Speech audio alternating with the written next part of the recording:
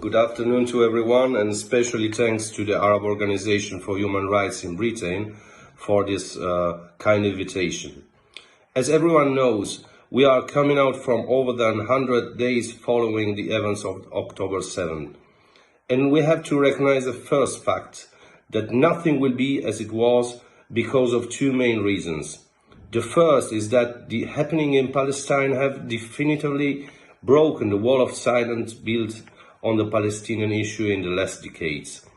The second reason is that the disproportionate Israeli reaction dragged the whole world faced with a bloody scenario that is almost unprecedented after the Second World War. On one side, the massacre in the Gaza Strip is before everyone's eyes.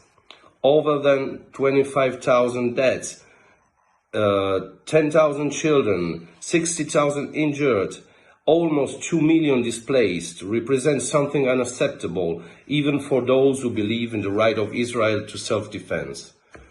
On the other side, 100 days of indiscriminate bombings, 350,000 of housing units destroyed, and about 2 million of people suffering crisis level of food insecurity clearly shift the point of view towards something more than a war against Hamas, and Israel, as Israeli would like to portray it. And although terms such as genocide and ethnic cleansing should always be used sparingly and carefully, we can no longer hide the truth we have before us. Just as we cannot ignore the delusional declaration of Netanyahu's government representatives. We are clearly faced with a case of ethnic cleansing as a direct result of the ongoing occupation policy and of the international inactivity. Therefore, just to answer to the main question of this seminar, the South Africa case in the ICJ has to be supported by a widespread campaign and a widespread movement. We need to shift where possible the national government's position.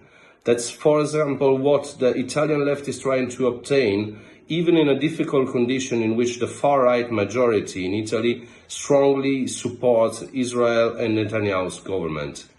And some more context consideration. In the recent years, everyone got used to the accusation of anti-Semitism that has been used as a cudgel and a threat against personalities and politicians who dares to criticize the systematic violation of human rights and international law in Palestine. The defeat of such kind of improper use of the term has to be a priority for every one of us, for everyone who stands for democracy in the old continent. Actually, we know perfectly well that anti-Semitism, as well as Islamophobia and other unacceptable forms of racism, are alive and kicking in Europe and the rest of the world. But let me say clearly that just as we firmly reject any form of racism, we equally consider it offensive to be accused in the face of the claim for the Palestinian people's rights. That should be recognized for all people, without any exception and without any ideological justification for their denial. The current situation is an atomic bomb placed in the heart of the Mediterranean area and the Middle East, just as it is necessary to acknowledge that the escalation of the conflict is already a harsh reality, as well as the two-state solution cannot at this moment be considered, unfortunately, more than an illusion. So what we need is not only the weak request for what is obvious, namely the ceasefire and the entry into the script of the humanitarian organizations. What we need is a powerful action for a lasting peace.